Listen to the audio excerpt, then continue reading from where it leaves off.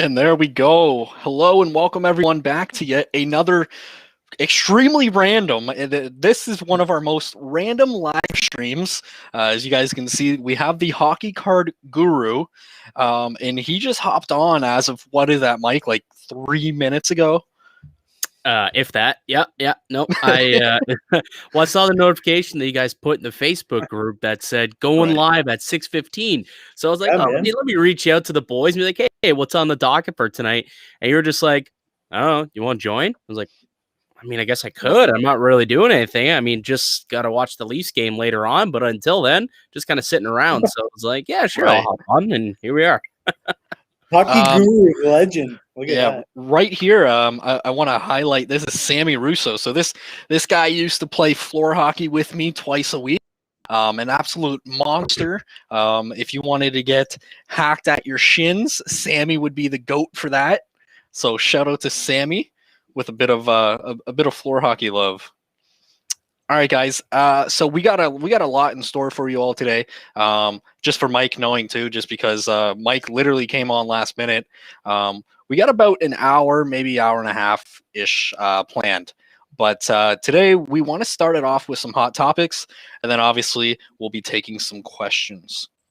So the first topic that Mitch and I wanted to talk about here is who are your early Stanley Cup / contenders.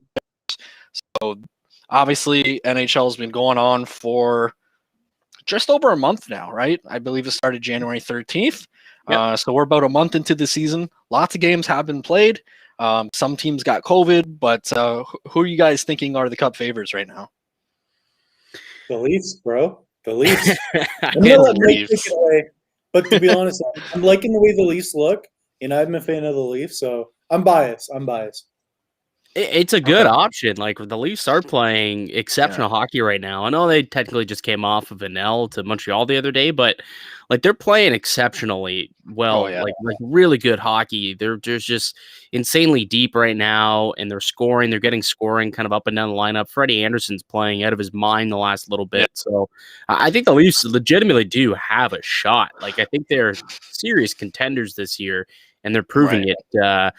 Tampa is going to be obviously up there once again. Like even this year, they're 10-2-1. I'm looking now through the first 13 games. They've been one of those teams who've been caught with the COVID bug a little bit, have had some games canceled, but they're going to be unbelievable as well. Nikita Kucherov will be back again once the playoffs come around. Boston, interestingly, Boston, this was a team that I thought was going to take a bit of a step back this year, and they've actually done really well so far. So that one's a bit of a surprise.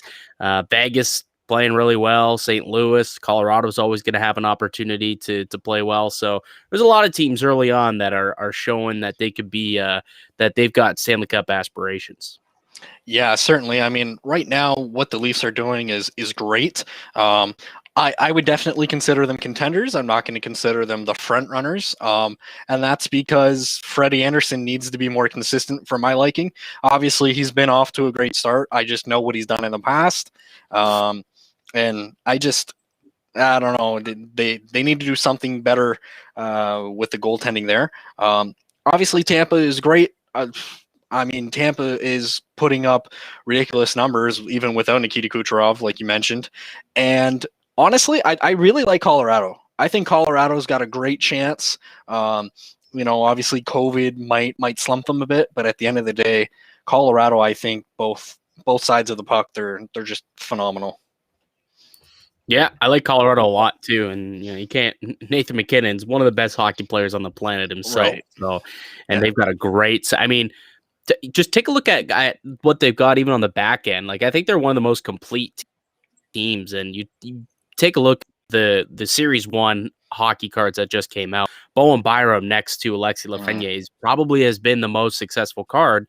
It's because he's playing really well, right? Cale Makar, his card is going bananas right now. It's up like over $150. This is for a second-year defenseman. Like these are a lot of these prices are kind of something that we haven't seen, but I mean these guys are playing unbelievably right now.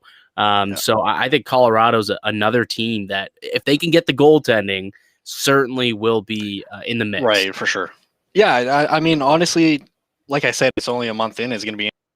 So like shout out yourself, because we're one of the early saying, you know what, defensemen are extremely undervalued in the market, and we spoke about it even yesterday a little bit, but it looks like guys like Kel McCarr, Quinn Hughes, and those top defensemen are really doing well. Okay, let's move on to something else that we wanted to do. Really quick here. We're going to play some quick buy, sell, and hold. So I got 3 guys for buy, sell, and hold, but the first one is going to be Vladimir Guerrero Jr. For the sake of this, we're gonna assume that these are all.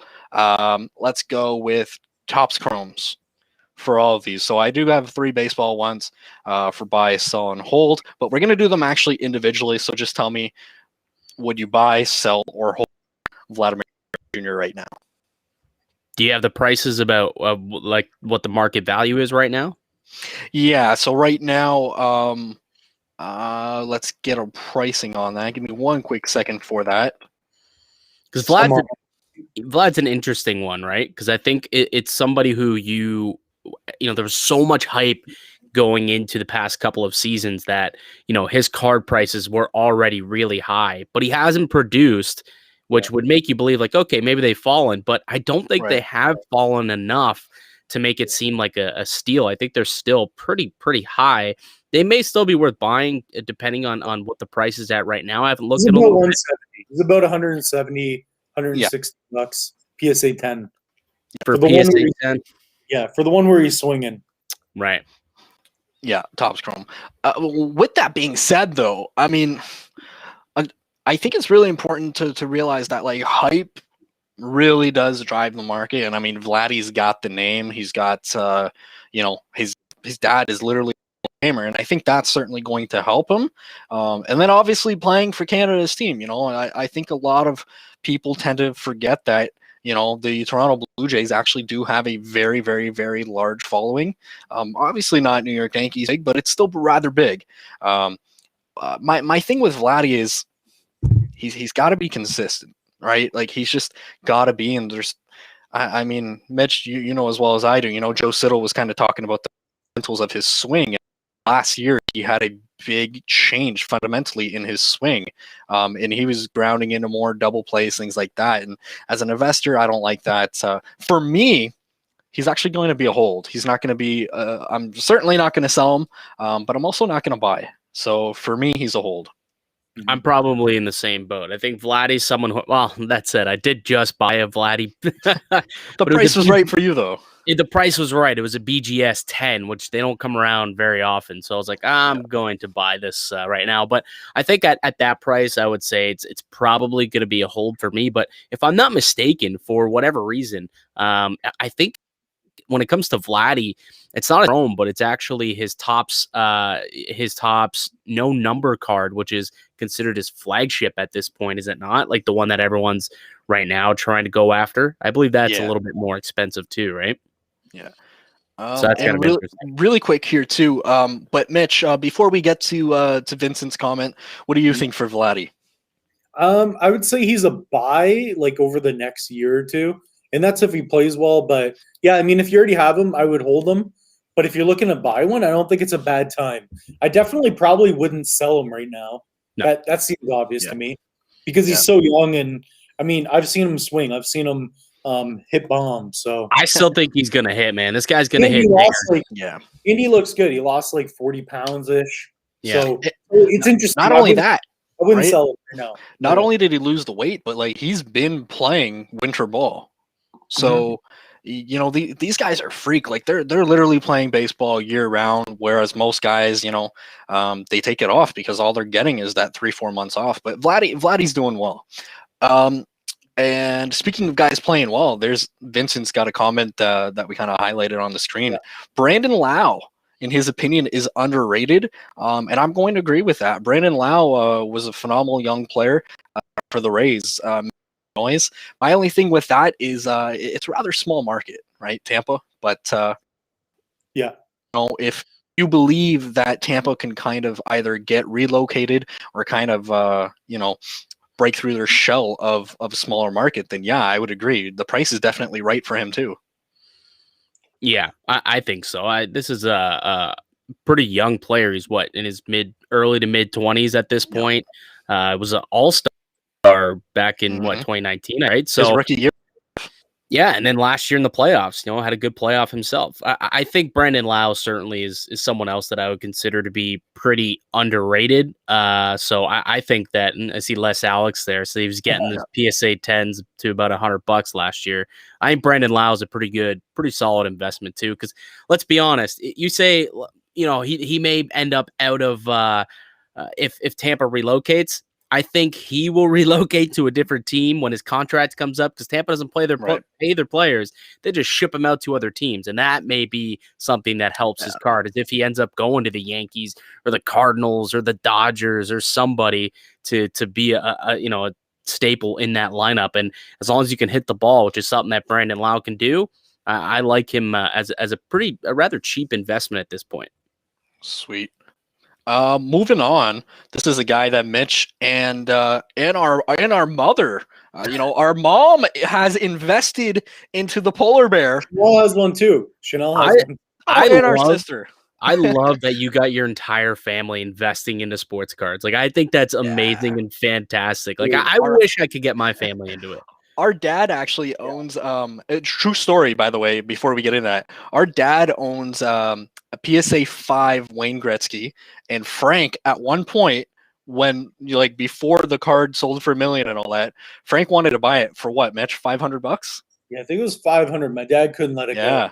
Because he had it when he was 10. He used to own 3, and they're OPG too.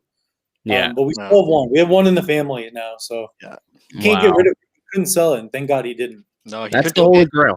That's the holy grail. That's what you need to try. If you can get yourself a Gretzky rookie, that's kind of the holy grail for hockey collectors. Well, he had 4 or 5, and he told me he gave one to his sister, another one to the other sister, and I saw Aunt JoJo's, and it's kind of beat up. So it is what it is. But regardless, he's got one.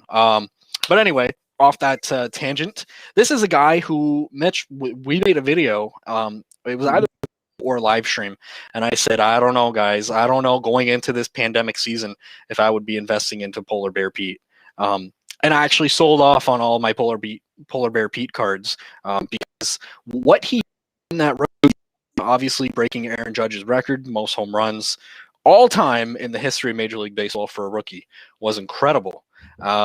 But in a shortened season, a slump of even 2 weeks, that's a lot of your season there. So with that being said, Polar Bear Pete, he's finally going to get an entire season, it looks like, here in 2021. What do you guys think? Topps Chrome, buy, sell, or hold that baby? I mean, if you already have them, I would hold them till baseball starts. I mean, he didn't play that well his last year, really. Like for me personally, I've been selling them for 6 months. But will he go up? Probably. But I don't know. He's still kind of a mystery. Unless he has a good year this year, I would probably get rid of him soon. All right. So I feel. I think he's just so cheap, right? Because he didn't perform well last year. So cheap that, I mean, personally, like, I'm not trying to, tell people to go out and buy them, but I have gone out and bought some. The Mets have been making moves. This is no longer a laughingstock team, as Les Alex, I'm sure, might comment as well. The Mets have been making moves. If they can return back to that, what was that, like 2016, I want to say, where they end up actually making the World Series, they'll be good. And I mean, if that's the case, someone's got to drive in some runs, and Polar Bear Pete can definitely do that. All right, what else do we got here? I just want to highlight this one as well, because Les Alex, obviously, very well versed in the baseball card market, said Joey Gallo cards would be a lot more expensive if he were in a great market. And that is going to bring me to another thing that prior to Les Alex commenting that, we did have this one in the can. Pardon me, I hit on the wrong one. I wanted to hit on this. Big city, big money. Mitch, we'll start with you. When it comes to a player in the city that they play for, does that matter at all? Well, yeah, I mean, I think Louis Robert is kind of like an example of that. But is it everything? No, but does it help? Yeah. Like, especially if you're on a good team, that's going to be big. Right. So, yeah, it matters. But how much? If you play well. If you play well on a big team, like if you're like an Aaron Judge playing on the Yankees, that's big. And that's why his card prices are pretty high right now. So, yeah, it matters. Yeah. How much? It's not everything, but it's a big difference. It helps. There you go. It definitely helps. That's pretty much it. Yeah. See, I thought that was interesting because, sorry, Mike, I'll let you go, but Chicago is a big market. I just wonder, it's a for Cub the most city, part, right? is it a Cub city though, right? I And think I it's mean, a Cub obviously, the South Side, and it's difficult to say. But anyway, Mike, go ahead. Yeah, I mean, I personally really do believe that is the case, and I'll kind of go back into my comfort zone here and talk about it in a hockey perspective with hockey cards. 100%. And you could take a look at what's going on right now with a couple of newcomers to the Montreal Canadiens, right? Tyler Toffoli and Josh Anderson.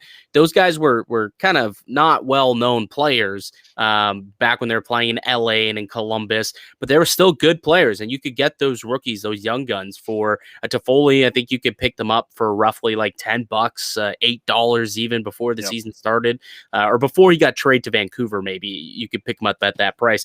Josh Anderson, as I've talked about on my channel and we've talked about before, I've made a splash and I picked up a lot of raw Josh Andersons for like $1.50 a piece, and now they're selling for $40 each. Why is that?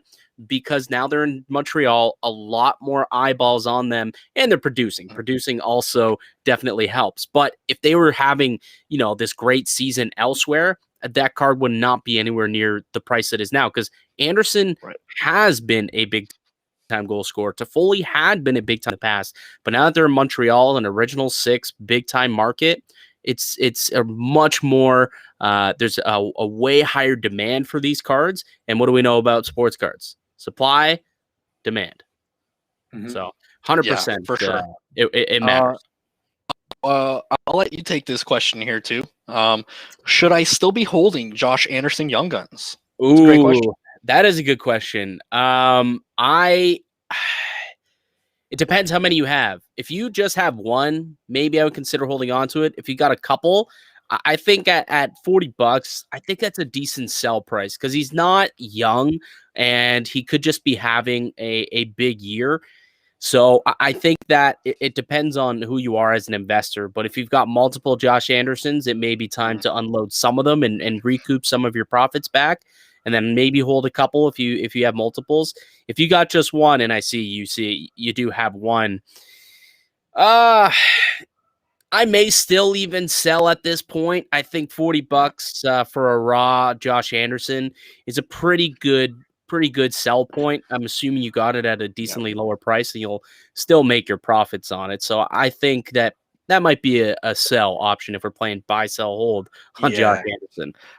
I would agree with that just because, for $40, if you compare him to other players that you can get at that price, if anything, I think he's actually overvalued at that point. So that's just me.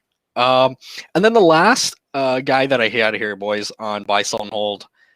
This one I thought was interesting because love him or hate him, this guy's a phenomenal baseball player in Jose Altuve. Yeah, because he knows what is coming. Again, love him or hate him, he's a phenomenal baseball player. Obviously, I'll be the first to say I don't own and I don't invest in any more, Houston Asterisks players cards. I sold because it just put like a sour taste in my mouth. The integrity of the game is so important to me, and I loved Alex Bregman. Alex Bregman was one of my favorite YouTubers, to be honest. And when everything came out, like I don't understand how you get up in front of people and you're reading an apology and it's such crap. Like it wasn't heartfelt or anything. But regardless, Jose Altuve, phenomenal player. There were some people prior to all this. I don't know if I agree with it, but some people were saying, Jose Altuve, when it's all said and done, much like a Robinson Cano, could end up in the Hall of Fame. So that's why he made this buy, sell, or hold. What do you guys think? I wouldn't even go near him. Yeah, probably gonna sell. It's just not a position that I want to be taking. I'd rather just put my money elsewhere. Probably. Right. I think he's finished, dude. Like in terms of like his legacy, like, dude, no way. I don't think he's finished, but I just don't want it. I have other investments I'd rather do. Yeah, I would stay away from him. I think a lot of so many people think of the Astros and him, and I don't know. I don't know. I mean, he's good. I think he's really good. But I think Les has it right here in saying hold till the season, then sell. Just because if you were to sell now, you're not going to get any kind of money. You should hold on to any baseball card right now. Yeah, I think that goes without saying. Well, but who would you sell now that will go down once they start playing? Other than because he hasn't scored in forever. Like in all of sports, or just baseball? Like there's a baseball player you would hold, or there's a baseball player that you would sell before the season starts. I think just the attention of the season starts will bring him up, no matter who it is, right? Yeah, that's interesting. I'd have to take a deeper dive and see who had a massive year last season, who might take a bit of a nosedive. Like what's Arozarena going for right now? I mean, I'll look him up. Yeah, because he might be somebody who he took a huge nosedive. Well, because he had that domestic thing, didn't he? Yes, he did. Yeah, so that might be a bad example. I mean, we were right for the wrong reasons, but we were right. Yeah. Didn't know that was. Alex, I love that comment, by the way. Hold until another stimmy check comes in. I love that. I absolutely, because I have the power to highlight some comments. I most definitely had to. With that being said, Arozarena, his raw Topps Chrome just sold for $9 Canadian. So, wow. Yikes! Yeah, yikes! But I think the point that I wanted to make quickly is, go ahead. I think that it used to be a bad time to sell in the off season, but I think it's changing now because there's so much more activity in the markets. I look back to during the pandemic, right before the bubbles came back, and so many cards just based on speculation alone. And I'm going to use Shea Gilgeous-Alexander as an example. People said, hold, wait until the playoffs get here, because his card was getting up to, I had a PSA, it was a PSA 9 Shea Prism rookie. And I bought it for, I think, like $50 or $60 or something like that, months before the pandemic. And then around April, May, June, I was like, what should I do? Should I sell it? Or should I, take my profits when it's up now about $120, $130? And everyone's like, no, hold it. This is a bad time. Once the playoffs get here, he's going to go off and it's going to go up. But there was just so much hype at the time around him that it really skyrocketed. But then when the playoffs came, he didn't perform as well. And I mean, we saw a lot of stuff actually surprisingly dip once the playoffs started. It's like we got like a fatigue or something. So, I mean, I don't think it's necessarily a 100% like, no, always hold until the season starts. Sometimes if there is a lot of hype in the offseason about somebody, whether he's going to a new team or it's somebody who's going to, who is coming off a hot year, whatever there's that hype and you can see it building, sometimes those are guys who I would consider moving before a season starts. I can't give an exact example, but that is like in hindsight, somebody who I wish I had moved on from back before the season started, but I ended up holding on to it. Well, there's a guy like Tatis who I was like, I've been holding on to him and I'm still holding on to him because I think he's going to perform well. But like he's a guy who's gone up a lot in the offseason. I've been surprised. He's one guy where I'm like, wow, he's been going up a lot. And if he doesn't perform early, it's going to take a big dip. Right? Yeah, no, you're right. You're right. I mean, but I got him at $10, so I don't care how much he dips, to be honest. You're fine. You're fine. We're fine. I think I'm fine on him. So I need PSA to hurry up though, because I got 4 chromes I graded there. So okay. Really quick, just because the round of 16 kicks off tomorrow. Mike, I'm not sure how much you know soccer. Mitch, I can kick a you still ball.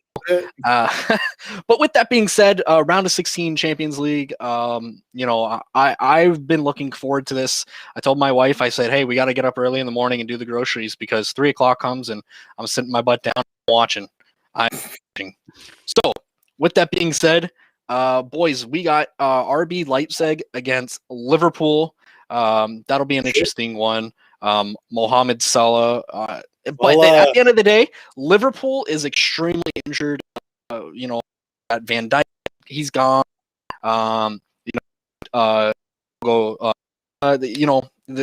They're banged up, but I still want to say that Liverpool takes this one. PSG and Barcelona.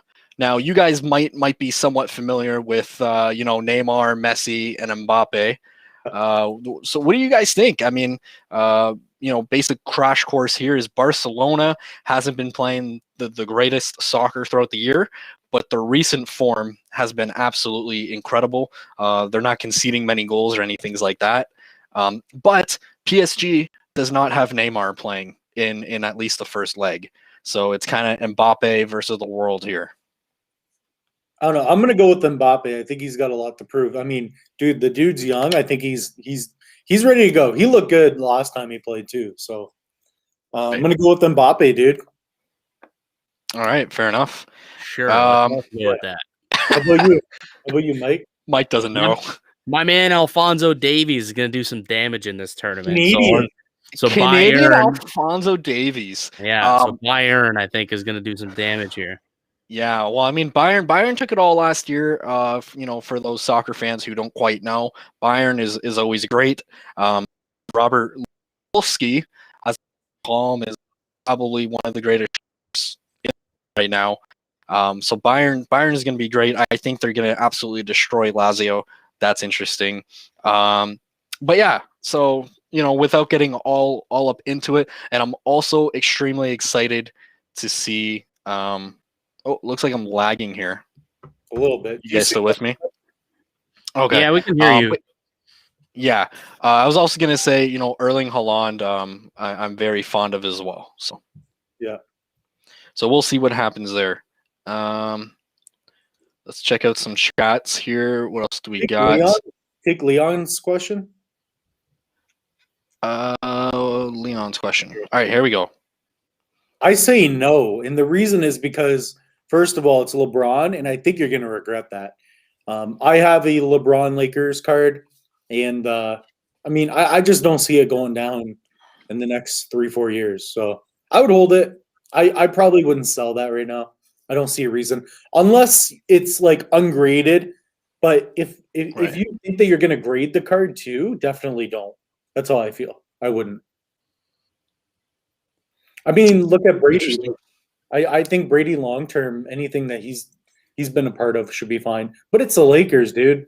Like, no. Yeah, it's interesting. I don't know. I feel like LeBron's one of those exceptions to the rules. Like Mitch, I know you and I, we're always preaching invest in the rookies, but LeBron's one of those players where that 16th year card, but because it's the first in the Lakers uniform, it's like LeBron is always going to be the exception.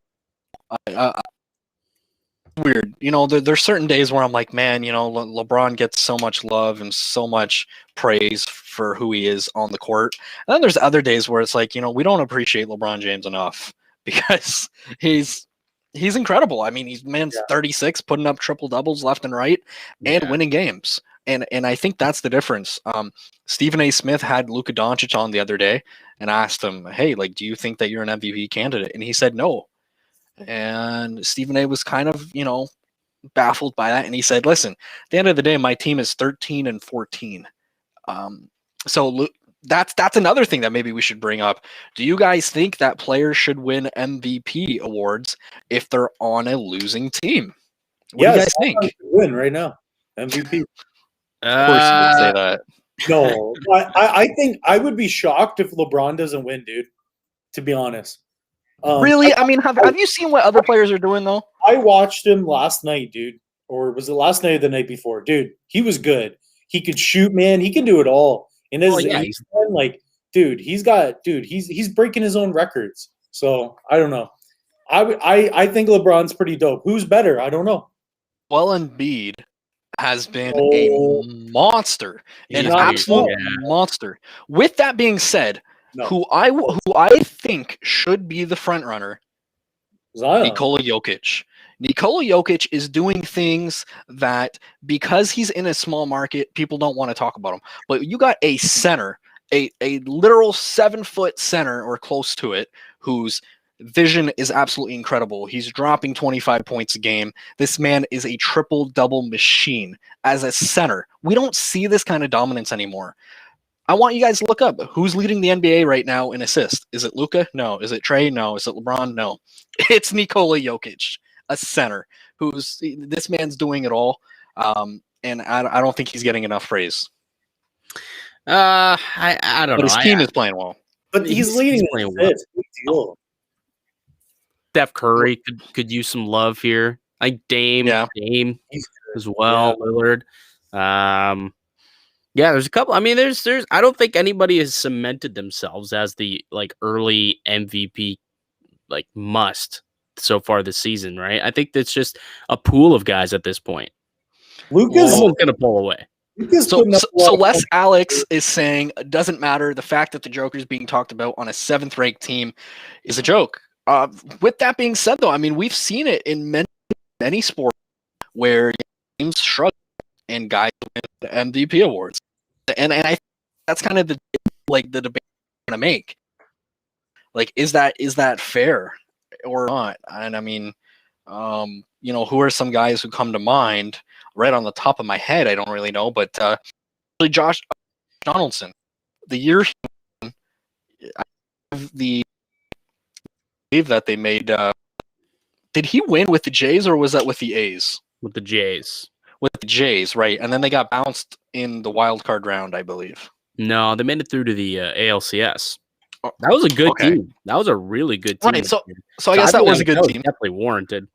Right. But again, were they a top team? No, they weren't. So if you want to talk about a guy who won an MVP where he was pretty much just here's the thing.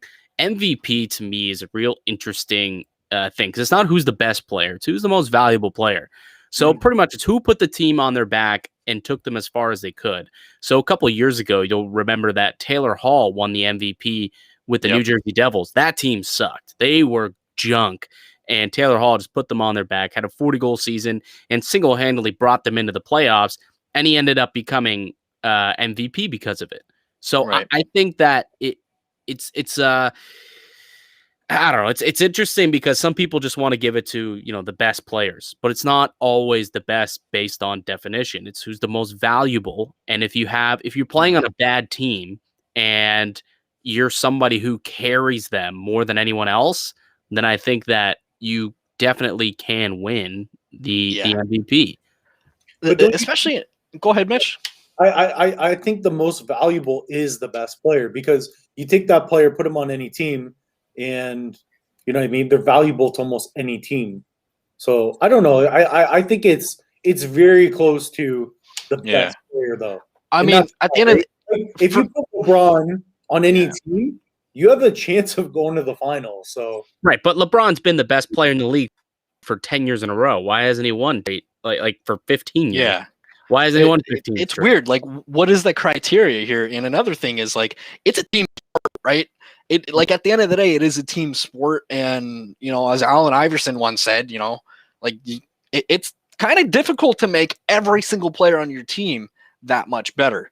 Like, I don't know. Basketball is probably a bad example because at the end of the day, like, LeBron single-handedly puts guys on his back and takes them to the championship. Like, that Cavs team that he took to the championship was god-awful. Terrible. Just terrible, right? That year, I don't know exactly whether or not he won the MVP that specific year, but, like, my goodness, he was by far the best player. I think the argument that, we want to make here is just, should you be punished? Like, if you're the most valuable, but your team just can't quite get there, I believe that you could be the MVP in that case. You know, it's difficult to say, right? Like, I don't know, quarterbacks and things like that, or a phenomenal hockey player, like you said, and Taylor Hall, I believe, was a great example. I mean, Les Alex saying that, by my definition, LeBron should be MVP every season. LeBron is the king of the super team. Like, he's always had a good team outside of that 1 year in Cleveland. Yeah. Right. Yeah. So it's not like he's been by himself a lot of years. Like, he's had Kyrie, he had Dwayne Wade and Bosch, and he has Kevin Love. Yeah. So it's not like he's by himself. Got Anthony Davis. Like, he's always had, some Davis, guys with him. What do you guys think of this? Giannis winning back-to-back is a joke. Giannis don't got a ring. Giannis hasn't, even made a championship. And I get it, right? The voting's done before what happens in playoffs, but I don't know. Like, what's the criteria here that needs to be considered for MVP? It's interesting to say the least. Because in my opinion, to bring it into hockey, Leon Draisaitl was of MVP, so was in. But I look at, are the Rangers going to be like last year? Artemi Panarin, and I really do want to put all the bias aside, but Artemi Panarin did have the most 5-on-5 points. Artemi Panarin had the most assists as well. And there was a lot of stats that he actually let in. And I believe if you take away, that's the thing, if you take away Draisaitl, right? Okay, well, you still got McDavid, and you're still going to be pretty damn good. If you take away McKinnon, that team might sneak into playoffs. Maybe not. Probably. Maybe. It depends. But the reality is, if you take away Artemi Panarin from the Rangers, they're hot garbage. And that's what we literally saw the other night. They're hot garbage. So, I don't know, right? In a team sport, to completely put the team on your back, it's difficult, right? Justin Verlander won MVP, right? Say that argument. MVP, and he's not even playing in 25% of the games. He's a pitcher. Is that the most valuable player in the league when you're only playing in 25% of the games? I don't know. Yeah. I've never thought that. I've never argued one side or the other, like, strongly about whether or not I think that pitchers could be MVPs. Like, I can look at some seasons where I'm like, that guy was the most dominant player in the league. Like, DeGrom a couple of years ago was insanely dominant. Kershaw has had some ridiculously dominant seasons in Major League Baseball. So DeGrom's a great example. Great example. Yeah, and like he wins games for his team. He was the most important player because without him, they wouldn't have won nearly as many games. I think baseball is interesting too because you could really just kind of look at who has the best WAR. Just give it to that person. Like, realistically, you earned the most wins. You were the most valuable player in baseball because you earned the most wins above replacement, right? Like, realistically, in a very easy way, you could just do that. Interesting enough. Let's bring this up here too. Kind of want to get back into the soccer a little bit because listen.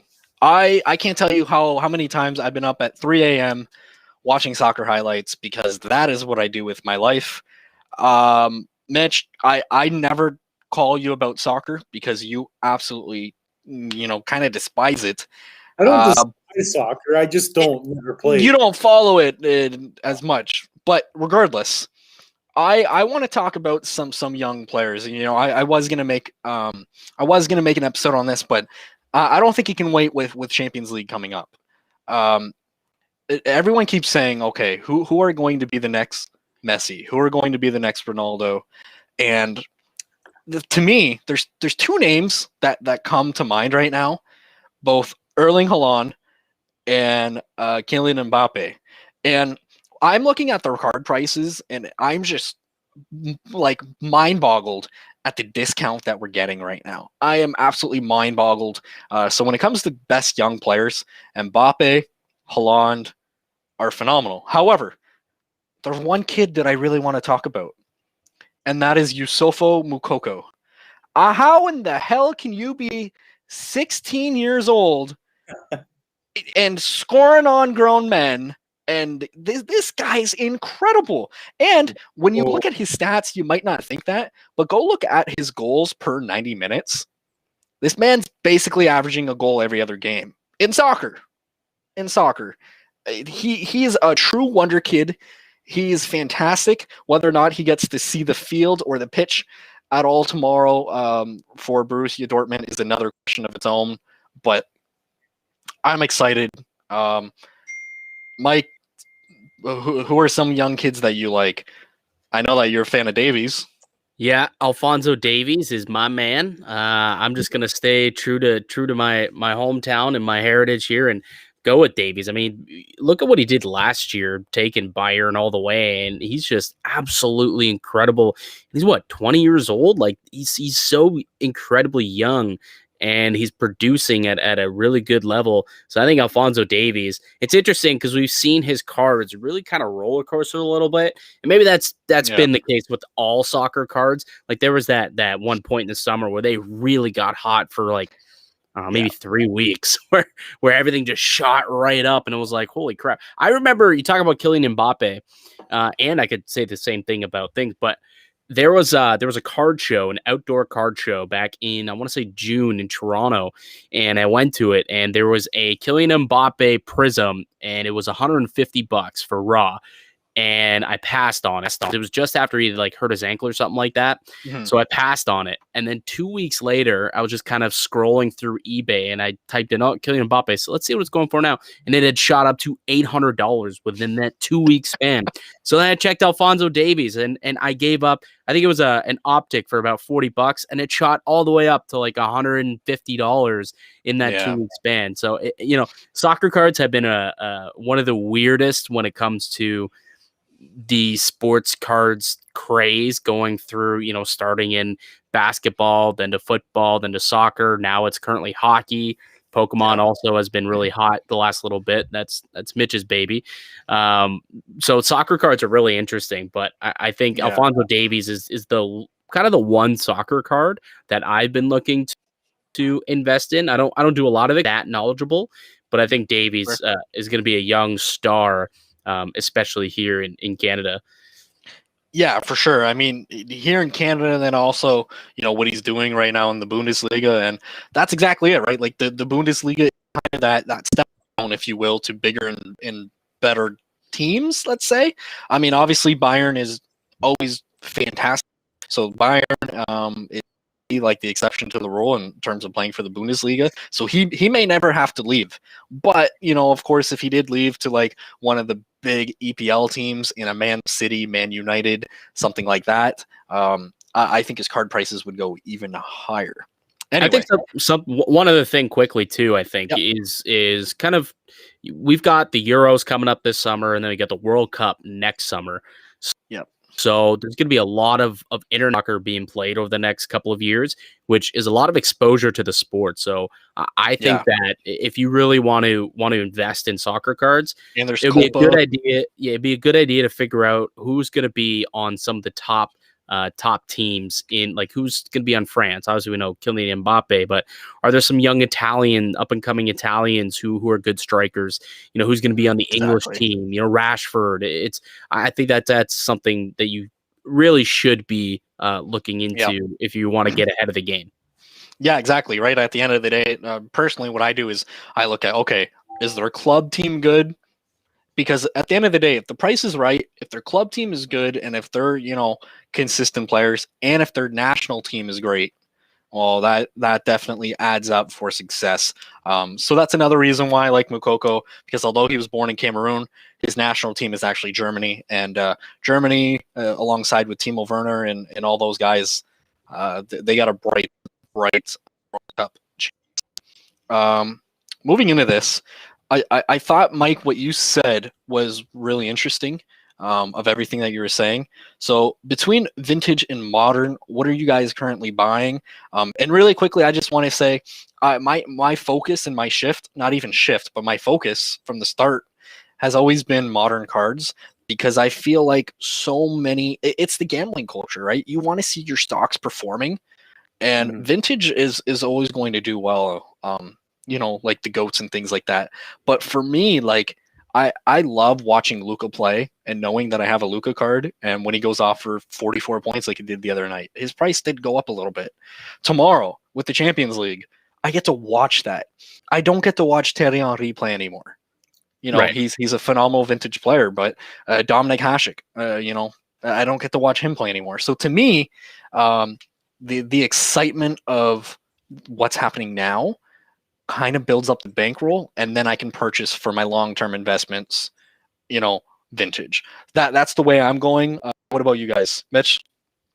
Yeah. Well, two of the top trending cards are cards I was picking up, and I didn't get enough. I never buy enough of these guys, but Shaq and Kobe, those were two guys. And now, if you look at even like the Sports Card Investor app, they're up almost 200% in the past 30 days. That's crazy for those guys, especially if you get the right card, right? Like a high grade. One guy, which I talked about a long time ago, but I think there's room for buying, grading, and selling, and that's the Mike Tyson rookie card, the 1987 Question of Sport. It's a great card. If you can find them, get them under $500, grade them. You can sell those over $1,000. So there's thoughts. I have thoughts on cards like that. And in terms of modern, I've been looking at this Mukoko guy. I don't think you can really lose on a guy who's the youngest, big time soccer player that's professional right now. The dude looks pretty good, dude. And Yeah. I had the same feeling I had for Mukoko when I was checking out Zion to buy him. So I don't know. Feels right. Yeah, at the end of the day, for me, specifically with Mukoko, it's like, so all he has right now are the Topps Now cards, but they actually have a rookie card logo on them. And for the longest time, soccer has kind of been a tricky to attract a lot of those American investors because people don't know what rookie cards are. But now the rookie card RC logo is on there, and it is his first card from the same year. So it's not even like, oh, well, it's actually the third year playing, but this is his rookie, yada, yada, yada. This is legit the card. And there are several variations of it. There's a youngest player in Bundesliga history. There's a youngest player to score in Bundesliga. But the very first one that came out, I believe the print run's 40,000. But I'm not necessarily shy from that because when you look at a guy like Luka's PSA 10 is 15,000. That's not even including the nines, right? And I believe the overall print run is close to 200,000, like the overall print run, right? It's very high. It's extremely high. I didn't know. With Mukoko, the overall print run is just 40,000. So how many of those 40,000s will be 10?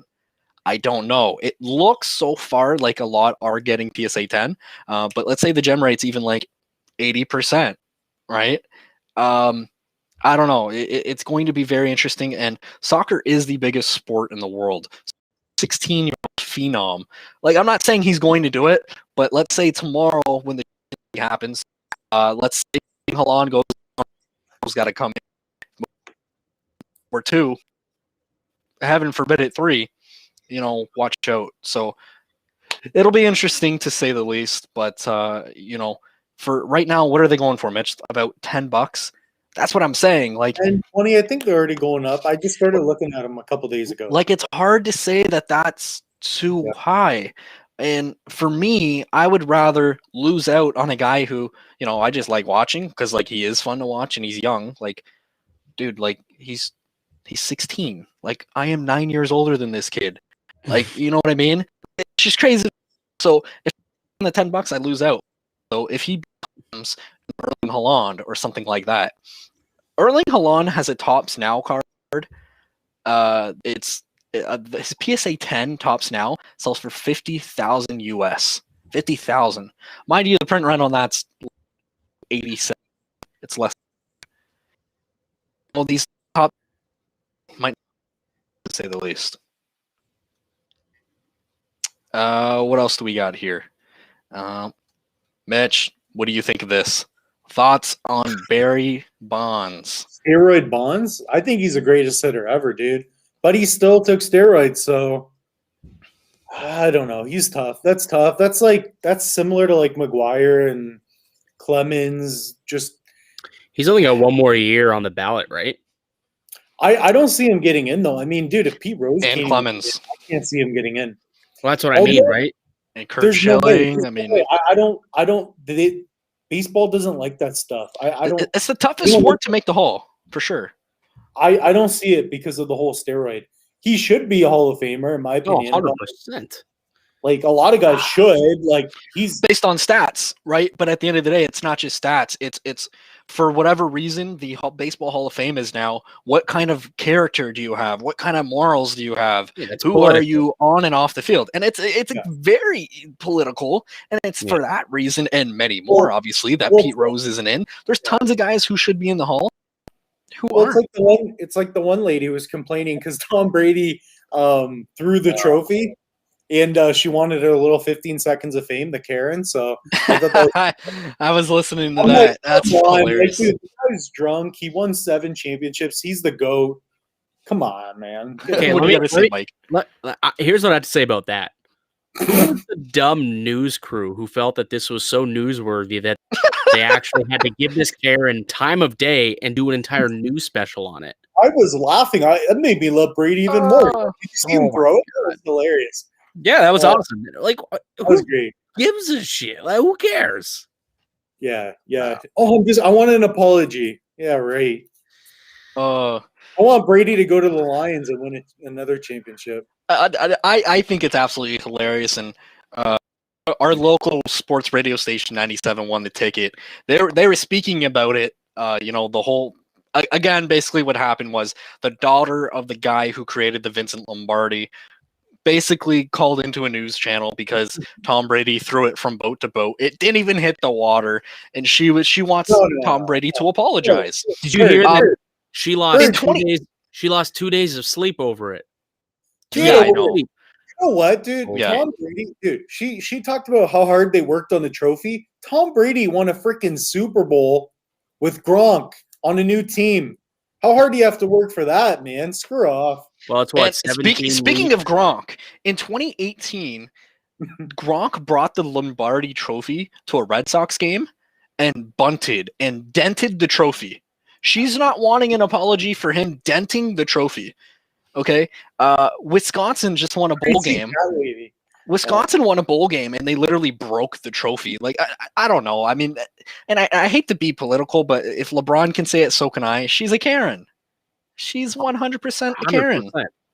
Yeah. It's just, but anyway, I thought a hilarious story that I heard last night driving home.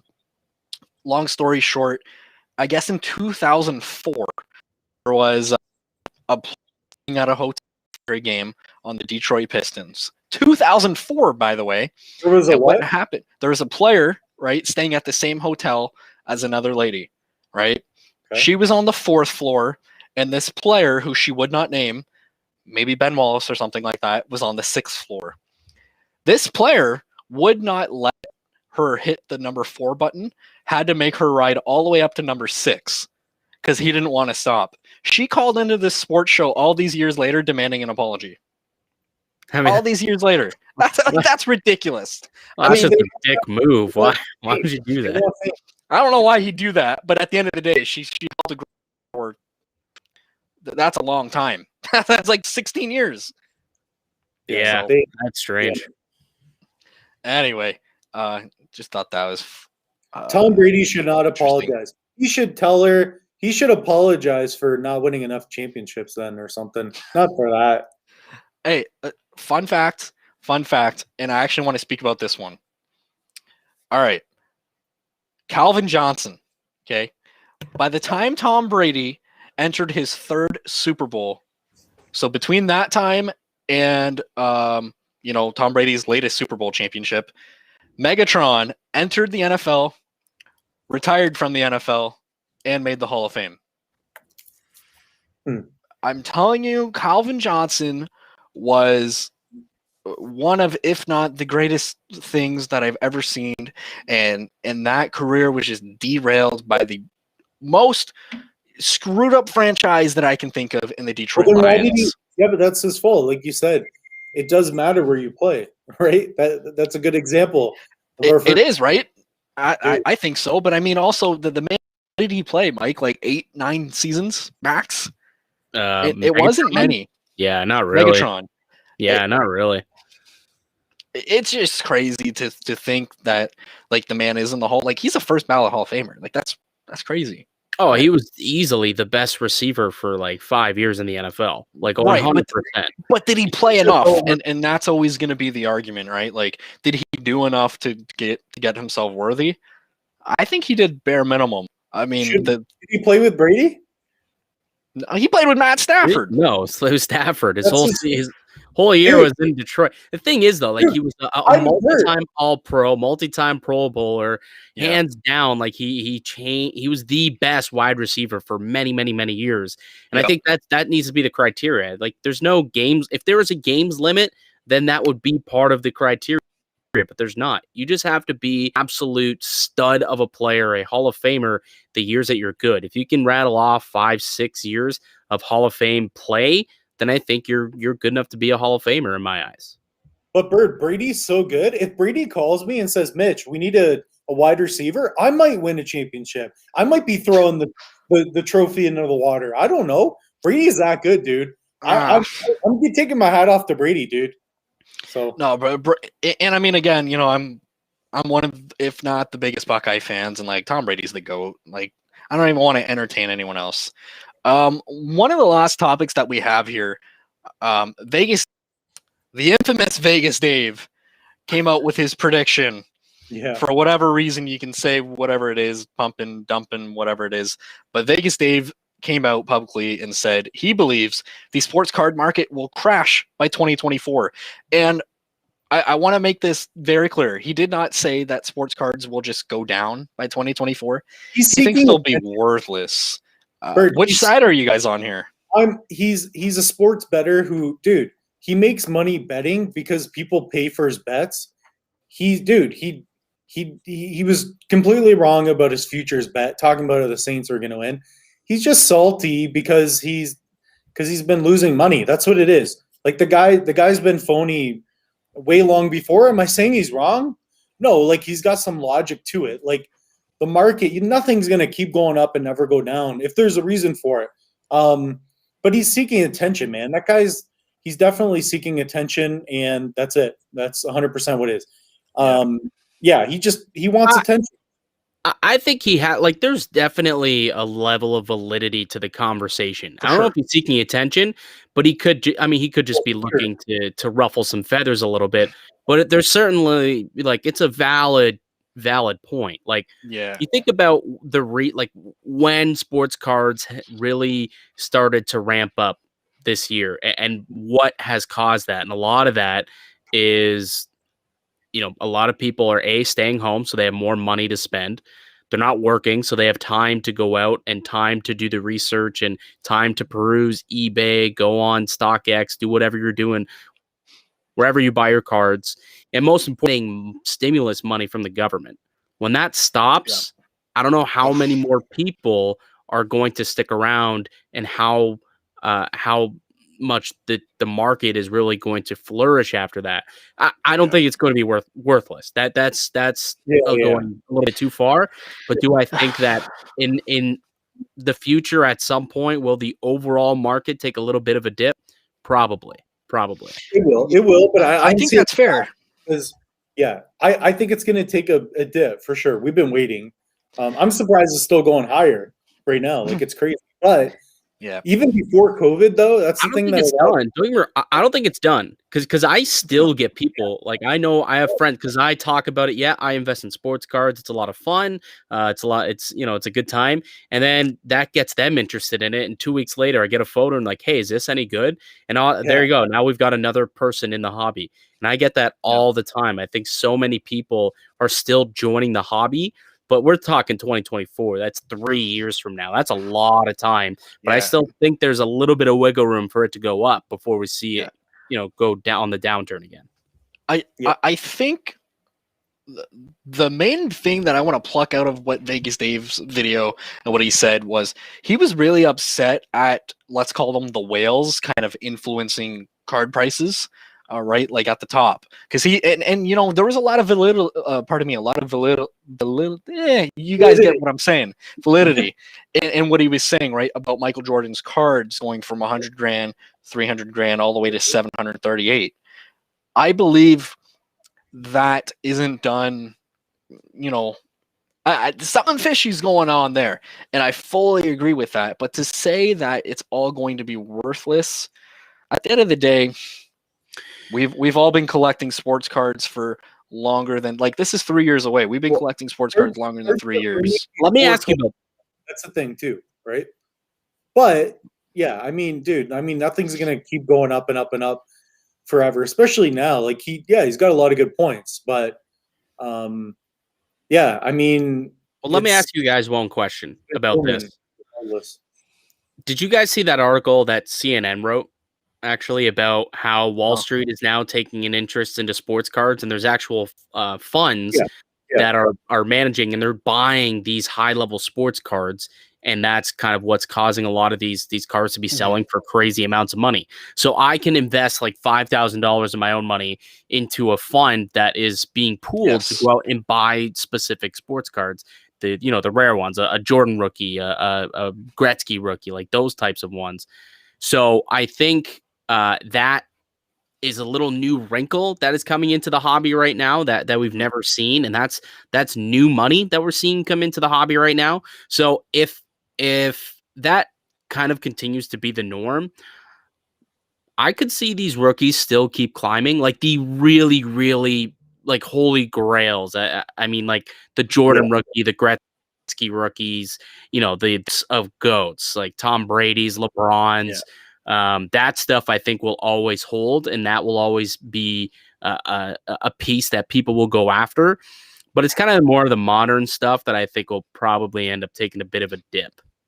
Yeah, for sure. I agree with that 100%.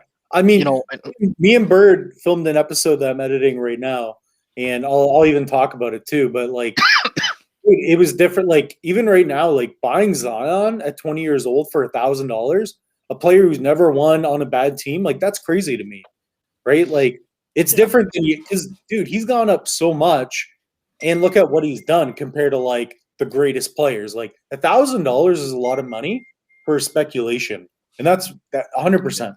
100%, I agree. Yeah, I struggle with this in terms of is it going to be worthless? I don't know. It's so difficult, but for me, there's always going to be playoffs. There's always going to be games on. There's always going to be people looking for stuff to do. Not only that too, but there's always a new release, right? We're excited about Mike and I, right? Like we're excited about the new release of Series for Hockey. Right? I'm also excited for Prison Basketball, which is coming out. So I think, having spoken to a lot of people in the hobby, whether it be ComC, whether it be, people literally putting on Canada's largest sports card trading expo, one of the things that always comes back is, how do we grow the hobby at a grassroots level? And I think that's the most important thing that even us as content creators, like we need to tackle that, right? How can you make this more, let's say, affordable even, right? I know when I go to my local card shop, I'm very fortunate because there are such thing as dollar packs for kids to get into and for kids to start ripping things. I think that's super important. If the market, like anything, right? If you're running a new business and right off the bat it starts growing and growing and growing, that could be a bad thing, right? Rapid growth too early on and too quick can be a bad thing. So, like anything, the housing market, right? That eventually bursted at one point given time because it just grew too quickly. So why is that growing during COVID? Like the housing market. Exactly. I mean, I think people need a place to live, but like, dude, renting has not gone down. In fact, renting in Windsor is gone way up. Like in Ontario, some places it's gone up like 20, 30, 50%. It's crazy. Yeah. So that's interesting. We don't need to talk about that on this one here, but it's opposite in Toronto. But I think there's a reason for that. But I just think that was a really interesting point. I think the market is like it's it's different than it ever used to be. So I think, it's kind of a fluid thing. A lot of things are changing, and we don't know what's going to happen by 2024. Vegas Dave doesn't know. Gary V doesn't know. None of us actually know exactly what's going to happen at the end of the day. But I'm along for the ride. I'm having fun with it. I've been able to make some decent money with it. I know that you guys have as well. I think we'll still probably be able to do that. Yeah, and all that being said, one piece of advice I would give to people: still collect what you love, right? At the end of the day, I still want to make some money, but I can honestly tell you, like, for the most part, like, I could make money on a lot of Houston Astros right now, but I don't like them, so I don't want to. I always look at it as worst case scenario. If I'm stuck with these cards, will I want them in my PC? Maybe not PC, but will I be happy having them? And I just like to give that piece of advice. Here's a great question. Or in Vegas, Dave was dissing Pokemon. It was here. I disagree. He said, "Who cares about Pokemon, dude?" Pokemon, I think he's wrong on that. That's such a nostalgia. Most of the world. Yeah, dude, most of the world are like, they just don't understand Pokemon, right? So, yeah, that was crazy. That, like I said, there's definitely attention seeking because, you know what I mean? It's just the way it is with that guy, too. But, yeah, he could be right. I hope not. Well, I think that leads into actually this question. The love for Pokemon kind of leads into this question here about, Marvel cards, just because you take a look at it, it's pop culture. It's art pop culture. And kind of anime-ish pop culture, and that's a lot of what comic books are and stuff. And I think we're seeing with the rise of Pokemon cards, we're certainly seeing Marvel, definitely, the Marvel cards go up. So I think that's soon, honest. What's that? Bird stuttering. Yeah. What's going on, Bird? Like, I want to put like a PSA out there for people to it's like Dogecoin. People are just blindly putting their money into this without knowing what it is, right? And like these Marvel cards, that's the thing. How many people know when these Marvel cards were created, what they were created for, and the purpose and the intention? Like, people are just throwing their money at it, not doing any research. They just see it going up. Marvel cards, though, I bought a couple like months and months ago. They're going up, and I understand why, because I was looking at them for quite a while. We should talk about Marvel cards because I own probably 10 of them now. And they're Spider-Man, the 1990s, the Impel one. So I think Marvel cards, if you can, and I want to do an episode on this, but I think Marvel cards with big brands like Spider-Man, and then there's Wolverine.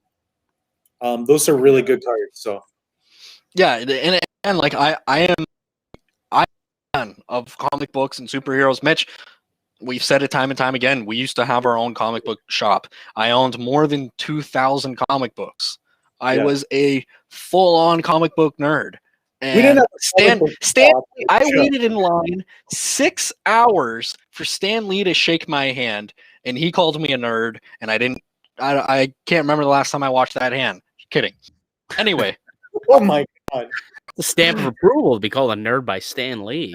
It was incredible. Wild moment. Jonathan Martin was there with me and the whole 9 yards. I want people to do their research before they go out and buy the Marvel cards. That's all, right? Because think about how many people went out and there's this new documentary on Tiger Woods coming out. They went out and bought the card. Hold on, now that is a good example. To get back to really quickly, that's actually a really good one, because we talked about earlier about whether or not to sell in the off season. That was another example of a lot of momentum of people trying to buy that card before the documentary came out, right? And you could equate that to a player trying to buy a certain player before the season happens. And then once the documentary came and gone, that card tanked. And the best time to sell it was before the documentary. So that's kind of another example of selling before the season starts. No, the best time to sell it was during the documentary. That's the thing too, right? Because during the I'm just saying, even more attention during the documentary. But if you take up Card Ladder, Mitch, right? If you look up Card Ladder, which shows you day by day how the doing, Mike is right. It actually started dipping before the doc came out. Yeah. And But- whether or not okay. that's because people watched Jeff's video, Sports Card Investors, saying, hey, these cards are going to go down. Yeah. I'm just Which- saying a video came out and they tanked as soon as that video came out, which was before the doc. Okay, but I bought one Tiger Woods card like a year and a half ago, like way before the documentary. That's the right time. Yeah, but I should have bought more. Dude, I could have bought PSA 10s. That's another mistake I don't want to talk about. But in terms of the mobile cards, the reason specifically I like the Spider-Man 1990 ones is because you can buy them, grade them, and sell them in the future because I think they're going to retain value if you can get the good ones. But specifically because they're cheap. They're cheap, they're cool to look at, and they're cool Spider-Man cards. I think your window's small, though. That's Is all there I'm a going to say. market? Is there a market for it? I 100%, think that's 100% because people get the comics, they slab them. You can't even read the Comic dang books. I also want to say that comic books. A comic is what you read in the newspaper. But imagine, Let's get it right. imagine you can have a collectible that is much smaller. Like something like this is way smaller than a big comic book. You can store them easier. It's easier to ship. So that's the way I look at it, and that's why it's made sense to me.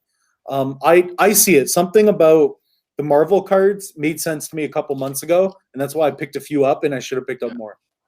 Where have these collectors been of the Marvel cards? Like, is this all just a hype driven thing right now? That's where I look at it, where I think it's very niche. I don't know. I've never heard of anybody be like, I'm an avid Marvel card collector. Comic book collector, yeah. Well, why was art collector? I don't know. The only time I see people talking about it is them talking about how much it's raising in value, and I think that's very speculative.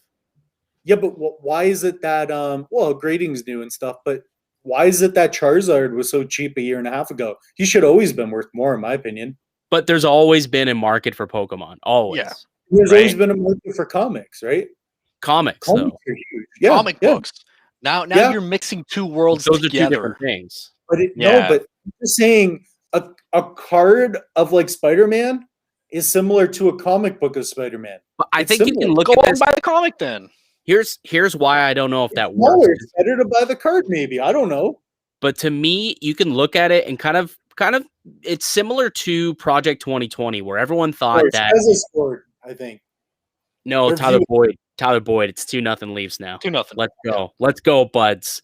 But where was I going with that? Yeah, Topps 2020, where people thought that the sports cards and the art industry were going to collide and it was going to be a great set. But what happened was the art people didn't look at it as real art, and the cards people fell off because it was so speculative driven.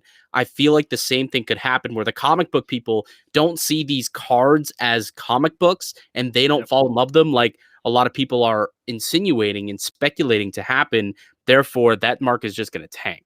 That's how I look at Marvel and comic cards right now. I think it's going to go up.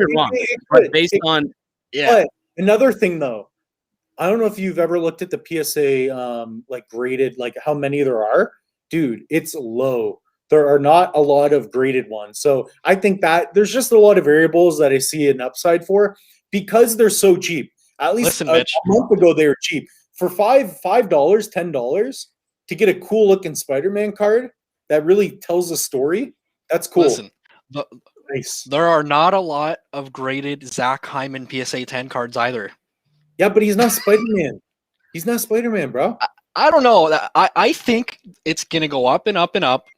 And then people are going to be like, well, new fad. I think they're beautiful. It's just what's going to happen. Like a Topps 2020 card. Going to get bored. People are going to get bored. People are going to rather invest in something they can watch in a plot. The movies are great. You know, Tom Holland is doing a fantastic job with Spider-Man. The whole 9 yards. Marvel is killing it. Disney, their parent company. Like Mike said, Mike gave a fantastic analogy with, you know, the art market and sports cards, and they're just two things. It's not matching to me, and I think there's going to be a lot of people who lose out. Like at the end of the day, It's the same thing as the Jason Tatum. Jason Tatum is a phenomenal basketball player, Bird, absolutely he's not phenomenal. Spider-Man. Bird, Is he eventually going to be $1,000? Bird, Spider-Man is Someone's going to be left holding the bag, dude. Someone is going to be left. I think Spider-Man's big, dude. He's big time. Right, Spider-Man comic books. I have. There's a market. I don't think Spider-Man cards. There's a market. I have some of the I have some of the Marvel cards. I think they're sick, and they're legit like the old school Spider-Man. It tells a story. It's beautiful art. Here's my question. Here's my question to you though, Mitch. When you're investing in cards, you usually go for the rookie, right? The rookie card are usually the most investable cards, correct? Yep. I would assume that the same works for the comic. And I'm not a comic book guy. Les Alex seems to be a big comic book guy. Bird, you say that you're a comic book guy.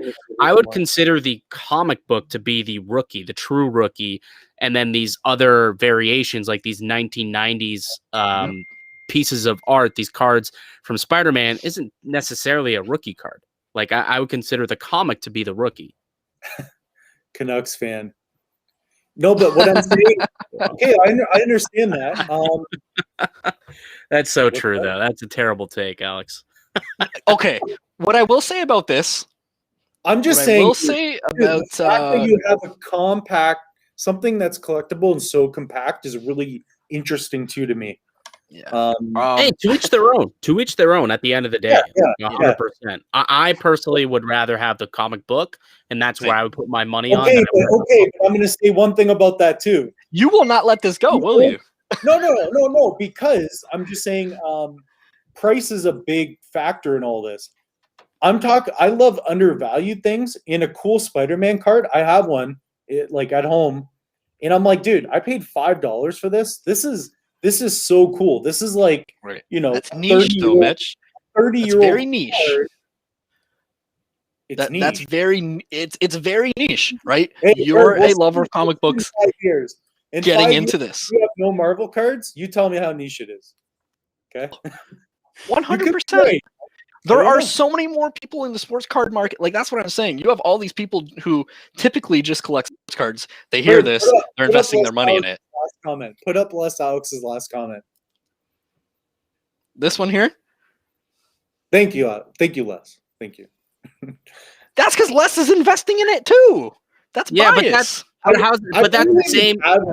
But how's that any different than buying? Like, I think that looking at a are you talking long term, short term? Do you think it's just a bad idea, like Pogs? Bird, I almost bought a Michael Jordan Pogs, which I didn't. I'm not investing in Michael Jordan Pogs, but the card fits for me. There's something about them I like them.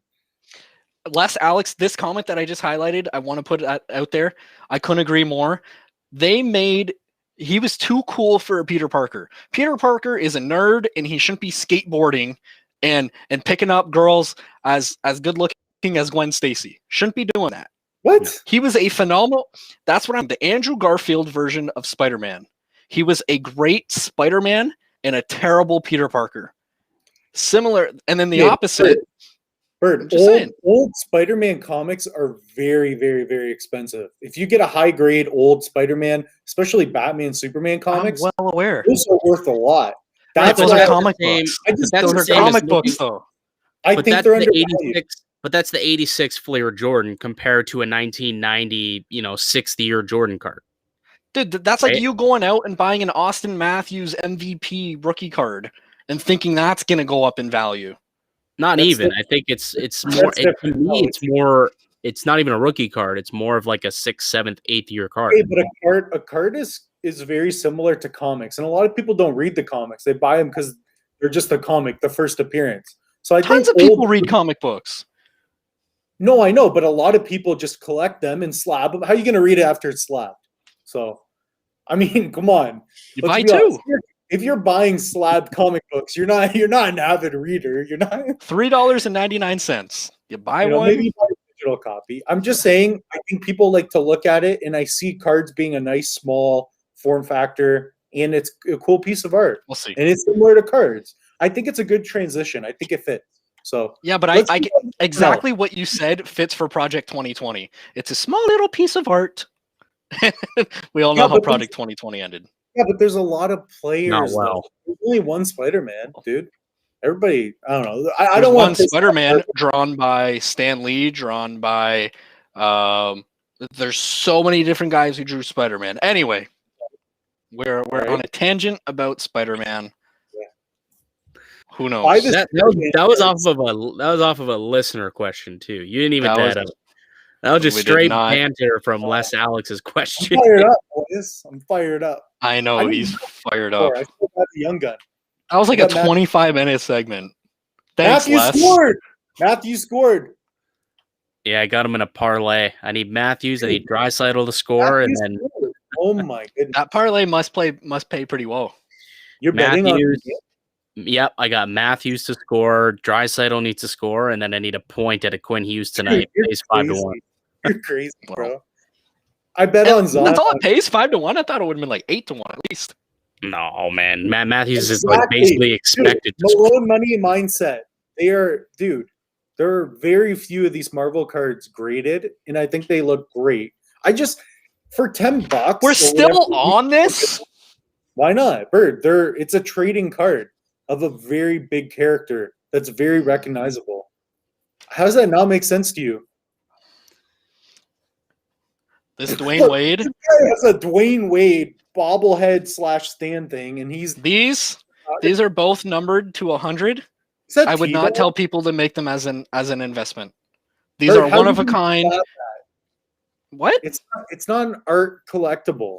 This is very artistic. Look at that. It's amazing. Anyway, listen. This is what I would rather invest in. Sealed. This is a Black Manta retro action DC superheroes. Playing the weirdest superheroes. So don't say that I don't like superheroes and things like that. Black Manta. This thing I picked up for $20, selling for much, much, much more in the original packaging. So don't say that I don't like comic books or superheroes or things like that.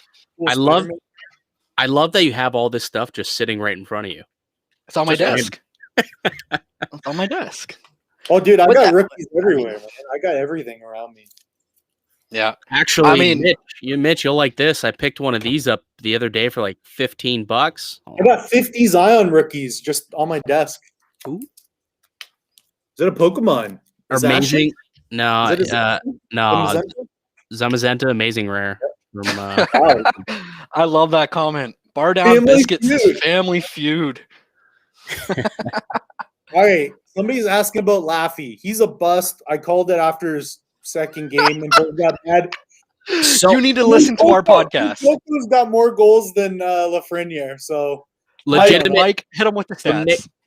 So Nick, who is it? Nick Mio, also Anthony Pellegrino. So both you guys, me and Bird just put out my podcast, our podcast today. It's on my channel, Canadian Card Collecting. We go into it for like a solid 20, 25 minutes about Alexis Lafreniere and whether or not, we think this is still someone we want to pursue as an investment. And I think that I'm not ready to call him a bust just yet.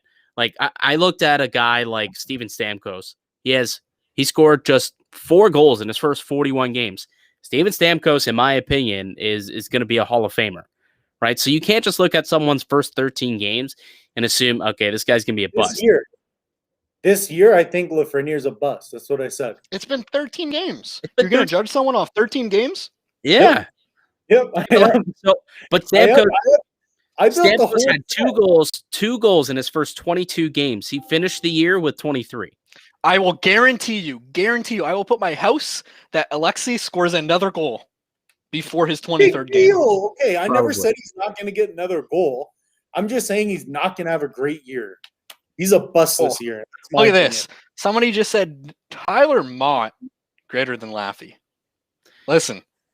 James Blake if Laffy falls to $150, pick him up.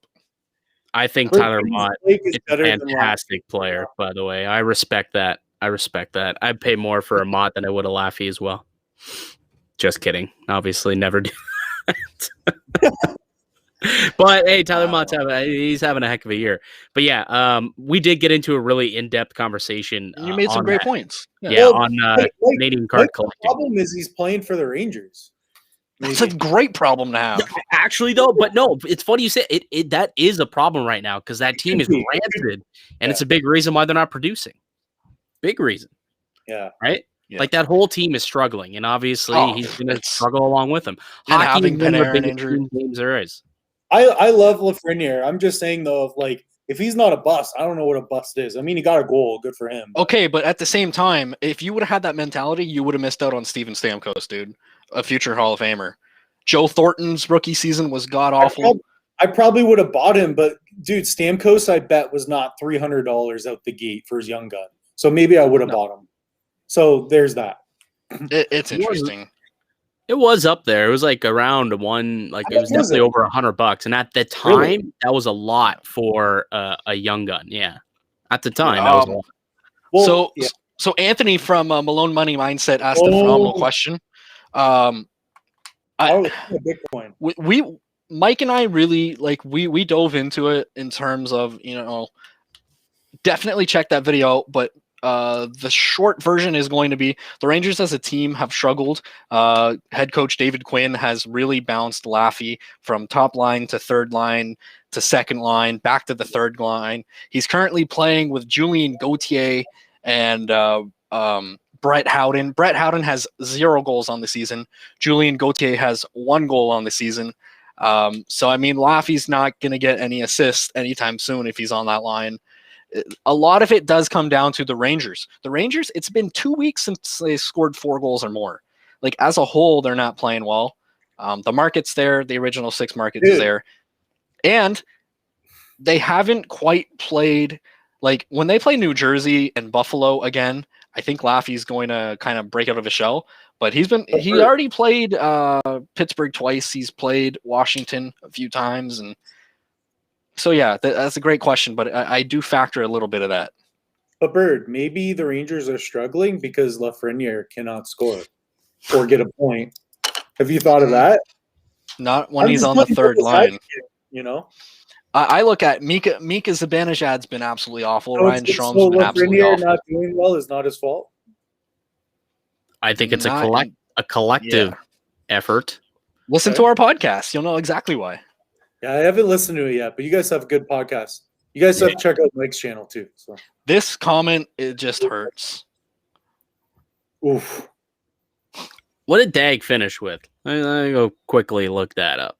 Yeah, because Alexander Dag was he was bust central for sure. Talking about the Leafs though, dude, like Marner's impressed me. I didn't know he was that good. He's one of those guys that I'm like, you know what, man? I give him credit. He's a good dude. If you can still get Marner for under, I would say if you can get him for under 225 raw, I would consider picking that up because he's going for now roughly. I've seen it go as high as $1,000 in a PSA 10, and that was a card that you could get for 400 in a PSA 10 all summer. Yeah. He's having a great year. Yeah, he's great, man. I was watching a couple games and I'm like, that dude he deserves a little more attention, I feel. I don't know if you feel the same. I said it literally yesterday on the podcast. I kind of said, he's stuck in the shadows. I mean, you got John Tavares and you got Austin Matthews, and I don't want to say he's the third guy, but like it kind of comes up to be like Chris Bosh was a phenomenal player, but he was the third guy, right? Like, you had Dwayne Wade and LeBron James there too. So I kind of feel like Marner's happening a little bit of that, but Marner's unreal. Like, he doesn't get enough love. Like, that's a fantastic duo. Yeah. Right. Also, Alexander Dag, everyone like craps on him a lot. He didn't have a terrible season. I get it being a number 1 pick. You're expected to have a little bit of a better career, but 51 points in his rookie year. That's not bad at all. Better than Alexi. Oh, well, Alexi's. I'm so sorry. No. Hey, I just, Mitch, at the end of the day, I do not think it's fair to call him a bust after 13 games. Neither is it fair to call Zion Williamson a Hall of Famer after 40 games. Zion was a Hall of Famer when he was 12. But dude, Alexei was a bust after his second game, third game. I knew it. I had a bad feeling, and I haven't been wrong. You give me migraines, dude. Okay. I'm not even trying to upset you. This is just I have to tell people how I feel. I don't lie. So he's trolling you very, very. Oh, I know. I'm not. I am not trolling. I'm not. Great question from Mike Simon. Best Mukoko rookie card from the Topps Living. I don't know which number it is, but whatever one of the higher print run. I believe it's 33, but the higher print run would be the one that I would go for just because it came out first. Yeah. They're still cheap now. I would get them now. So let's see. That's a low end 45. Yeah, it's either way. I mean, you can't go wrong. But what do I think? Oh, dude, I'm not kidding about Alexei. I'm not trolling you. Like this is legit. What's going on? You think he's a bust? Yes. After his third game, I'm like, will you sell me his card? I'll buy it. I never said I would just. I wouldn't sell him now. If you think he's a bust, you would sell then. Bird, I cannot sell. He's such a bust that I'm gonna lose money if I sell now. I need him to do something decent. That's what I'm waiting for. So wow. I just think he's gonna have a bad year. But will he get better? Let's hope so. Because I'm on the side. I can't wait for his career to end and just show you this video. I can't. Yeah, but Bird, I'm saying he's gonna have a bad year. So that doesn't make him a bust. Yeah, you can't call him a bust for just having one bad year. Yeah. This year he's that. Yeah, okay, then say this year he will bust. Don't say his career will bust. He's what, 18, 19 years old, hasn't played hockey in like 8 months. 10 months, yeah. Give him a couple of weeks to figure it out. Yeah, I don't know. We'll see what happens, but yeah, listen to Les Alex here. Bust versus having a bad rookie season are not the same. He's busting this year. That's for sure. Okay, then say that, but don't call him an overall bust. When people are asking for advice, that's what I'm asking. And you say he's a bust, that's not the advice that they're looking for. Yeah, like when you say he's a bust, I'm thinking Neil Yakupov at that point. Yeah.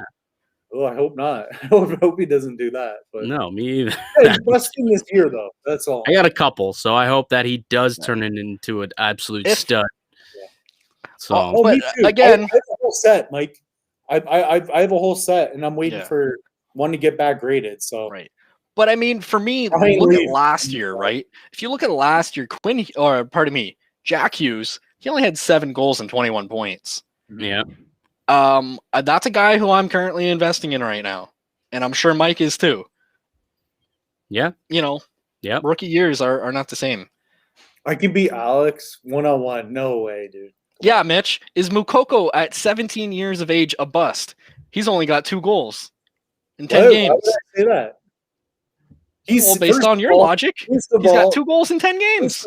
If Alexei was 16 years old, like he's 18. Dude, no, but Bird, Mukoko is 16 years old. Alexei's 18. Yeah. Like, what are you getting at here? Yeah, but Alexei isn't doing well this year. That's what I'm saying. Neither is Mukoko. Yeah, but how many games has Mukoko played? How many games? I just told you. You don't listen. How many games has he played? He's played in 11 matches. Okay, Alexei's played 13. So far, it's different. It is different. Anyway, it's not different. I'm just saying, like, dude, if you think Alexei's doing good, like, he's not. Shout out to my boy Sammy, who says, Sammy says he can beat Alexei in 1-on-1, no doubt. I want to see that. Probably. Yeah, I mean, another perfect example. Dylan Carlson didn't have the greatest rookie season. There's another guy I'm also investing in, so it's tough to say. Let's give Malone Money Mindset some love. He says, I'm holding some hockey megas I got at retail. I'm long Laffy. Go Rangers, go Rangers, go. Actually, I saw somebody ask a question earlier about Series 2, whether or not they thought that was investable. Actually, it's something that we talked about also on our podcast. Was guys, go But- check out his podcast. Like, check out Mike's channel. For Mike, sure. do you like Series 2 more than 1? I at this point, I think I do. Series 1 is very much Laffy driven. Like there's a big drop off on Lafreniere. Yeah. And in Series 2, I think there's a couple of really good cards that you can get. We did like a top 5, and we even had to add some honorable mentions because there was some other cards where I was like, these actually could fetch some decent money down the road. I think these are going to be good players. So I think Series 2, I like it a little bit better than Series 1, especially as a sealed longer term investment. Yeah. Yeah. The question up on the screen: Andrei Svechnikov long term hold. 100%. I would go yes. 100%. Depends when you got in, I think. Oh, yeah. I still think he's very young. He's very young. He's at about $100 right now. I think that he's got graded. Graded. He's higher. Like, well, yeah, he meant raw. Yeah, raw. I sold one and made like 30x. So I don't know. I probably should have held on to it, but even graded, like you could get a graded PSA 10 probably still around $400 or $500, right. And I think that's can easily go up, like easy. He thinks Laffy will do better when there are fans and more energy in the stadium. Listen, I hope it doesn't take that long. If it takes that long, we're in trouble. Yeah, we're in trouble if Laffy. I'm not even going to answer that. Yeah. Oh, Mike left, but maybe he'll return soon. We'll see. There he is. Got Mike back. Cool. Mike, you with us? Yep. Take Laffy down 101, 8 beer in. Come on, guys. Hey, I'm not saying Laffy sucks. There's interesting. Well, you just said he was a bust, though. So this year, okay. I didn't know you couldn't say he's a bust this year. I figured a bust just mean he's not good this year. I don't know. No, that's like a long term is he bust. Yeah, he's a short term bust. Yes, Les Alex. That's exactly. Connor McMichael. Connor McMichael. Any good, Mike? Connor McMichael's interesting. This was a card that was, I think he was. Mike wanted to be front and center. I had him fifth, I think, in my Series 1. It's true. I wanted to be front and center, so I screwed up Bird's internet connection. Bird's producing. I'm a guest on my own show. What's going on? I wasn't even supposed to be here. This is just randomly 2 minutes before the stream. Hey, you want to come on? Yeah, sure. Why not? Who are we talking about? Connor McMichael. Yeah. I think if you can still get him around $15 at Raw, I would still pick those up. I think he's a good player. Yeah. He had a great season, great couple of years in the OHL with the London Knights, and he's going to be going to a Washington Capitals team, which is a pretty solid organization. Yep. So I think he'll end up being a top 6 guy. So I think he'll be able to contribute. I think he's gone down a little bit. Probably his value has. He has. I can tell you that. Yeah, I've been trying to move his card over on ComC, and there's just more and more cards flooding in, and his card price is dropping, right? I mean, you want to stay competitive too, so it's definitely dropping, but that's a good thing, right? At the end of the day, if you believe in a guy like that, it's a good thing. Well, he hasn't gotten, he's not getting much NHL time, right? So he's a guy who is not top of mind right now, but somebody who 2-3 years from now could turn into be pretty good NHLer, and you get in at 10, maybe $15. I think that's a good buy, and he could kind of triple, quadruple in value. Right. That's a great question on the screen. Any other young guns that should be graded in Upper Deck Series 1? Obviously, Laffy. It's a bit too soon to say on a guy like Nick Robertson. Yeah, I would hold off right now on a lot of them. And I wouldn't be grading Bowen Byram even, personally. Would you really grade Laffy right now, though? You think? 100%. I grade him. I don't know. This is a tough question. It depends. Okay, so this also kind of depends on the person. How much are you paying to grade it? Guys like us who are in Canada, if you want to grade with PSA, it costs you an arm and a leg. It's going to cost us, basically costs $50 a card to grade in PSA, which is insane. Now, some other people down in the States who are watching the stream, they may be lucky and they have a good membership with PSA where it only costs them like $12-15. Then I think that there's some more, like that opens you up to grade some more stuff. If you're in that boat, I would consider grading maybe not Robinson, but I would consider grading a Bowen Byram at that price. Maybe Robertson, but I don't know. I would have said Josh Anderson earlier this season, but it seems like he's kind of fallen off a little bit or a little bit too. So honestly, outside of Laffy, maybe Bowen Byram at this point. But that could change. I agree. Yeah, right. Min. I mean, I send in a ton of min. So right, Mike. My boy Philip Kurashev keeps scoring. He's doing okay. I'm just kidding. He's doing okay. He's doing okay. But he's okay, you know. And I remember we filmed that podcast. And you're like, who the hell's that guy? But so far, he's, you know, my scouting report from back in college watching what league was that? I don't know, some overseas league at like 1 p.m. in the afternoon. I used to watch him play, and he was quite the player. So with that, guys, with that being said, though, if you are interested in Upper Deck Series 2 and you know what to do with Lafreniere, go check out Mike's channel. Mike, we're going to give you a minute to go plug your channel. Floor is yours. I don't know if I need a full minute, but you can go check it out on YouTube. Canadian Card Collecting on YouTube. I see there's some Toronto Maple Leafs fans here too, so I'll take a minute to also mention that I also have a podcast, a daily Leafs podcast. You can go check that out as well, Locked On Leafs. You can get it wherever you get your podcast from. So those are probably the two things that I could plug. Check me out on Twitter at Mickey_Canuck. Outside of that, he is the man. Mickey_Laffy_ No, really quick though, before we go, my skip the dishes just arrived. So nice. What's on the order there? A burger, and I think the wife got some chicken fingers or something like that. So McDonald's? We'll see. No, it's a local place. I doesn't even know what he ordered.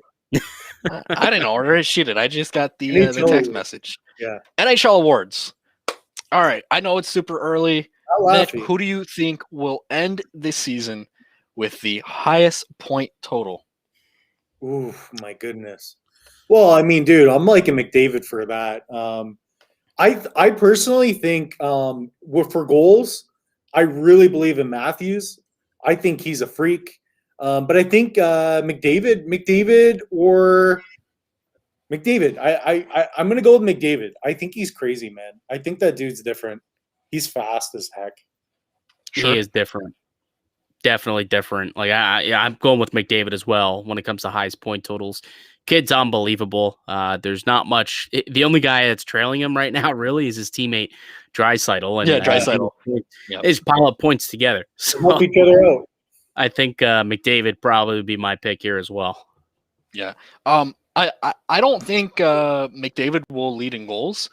I think, you know, he's a bit past first in terms of that. I'm gonna go with Austin Matthews. I think this is the year where, you know, he just leads in goals. Points, you got to go McDavid. He's just incredible. He's phenomenal. NHL awards, Rookie of the Year. Who do you think will? Let's just say, who do you think will be the best rookie? Let's keep it that simple. Stützle. Kaprizov. I was gonna go Cappy. Or that, yeah. Going with Kaprizov. Yeah. It'll be interesting though. I mean, Mike's that guy. Mike's like, I'm getting that. Yeah. Kaprizov, who will be in Series 2, by the way. Yes. For any of those wanting to Series 2 is just going to be absolutely loaded, and again, I mean, Mike, I think there's a lot of value over in that podcast. So check out Mike's channel for sure. Yeah, Canadian Card Collecting for Toronto Fan 34. Who forgot? Yeah, look at that, and you got some fans already. Some people are going to be checking out the channel. Yeah, there you go. Love it. I actually got the notification that he subscribed. That's awesome. Live on the channel. He's not kidding. No, appreciate that. Which is a bust. Come on, bud. Hey, we got an OG and Anthony. Anthony, we're gonna ban you. Comment of the night goes to Anthony. I might keep that comment up for the rest of the night. That's awesome. Hey, I might be a bust this year. That's it. Hey, You're Mitch, a bust for this podcast. Did you learn how to use card savers yet, or what? You know what? Hey, no, better yet That's was when an he was OG using an take. Exacto. That's an OG take right there. No, but that is funny because Kevin gave me an Exacto knife to open up the box, and I used it for the packs. People just trolled me for that. I'm like, come on, man. Oh, that's funny though. Oh man, that's funny. I gotta give him credit. I gotta give you credit. That's you know what? Those are like some real OG takes. The card saver. Oh man, there's a lot of stuff. You know what's funny though? I'll be honest with you. The upside down hold and rip technique that you were taught by Frank, I actually did not know that was the proper way to open packs. Me too. But that is actually a really solid way to open packs. Dude, I just did it the other day. Yeah. After once the camera actually stopped rolling, he was like, well, think about it, right? Bananas, most people open it top to bottom. He's like, monkeys open, from the bottom. And he's like, that's what you need to do with sports cards. I was like, Frank, man, you just keep educating me. I love it. So, long term, not short term. I don't know where that. Svechnikov. I think Svechnikov is a. We could bring that back, Glass. Bring back the NHL hits reactions. You remember that? That's a real OG. Pretty good. Svechie was hurt. Oh my! This was like episode 3 or 4 from Red Cape Sports. Oh my goodness! Yes. NHL hits reaction. That's an OG.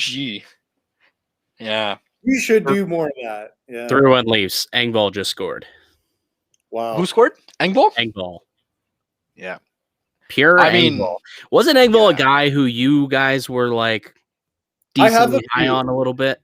Mike, I think that was Frank. I think that was Frank. Frank. Yeah, I wasn't. I talked about him a bit on, I think, a couple streams.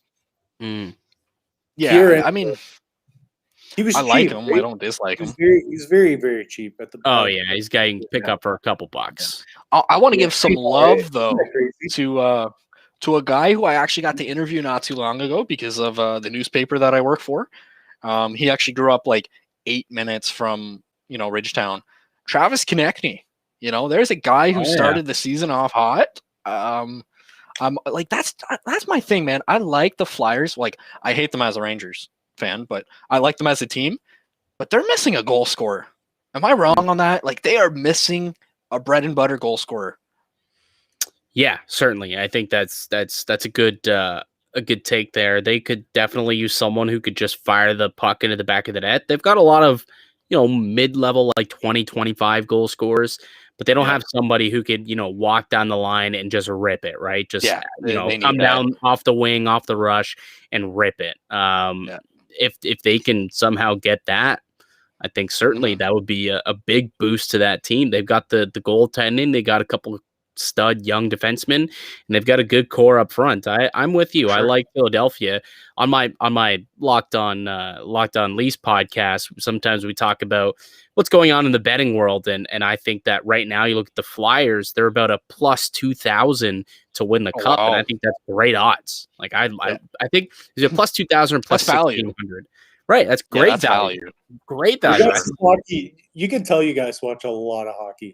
I love it. It's my job. Like I'm just sitting here like I watch. It's literally his job. I watched one game and I was like, Matthews is pretty good, and you guys are like naming other players. I'm like, what's going on? I get paid. There's money to be made on the guys.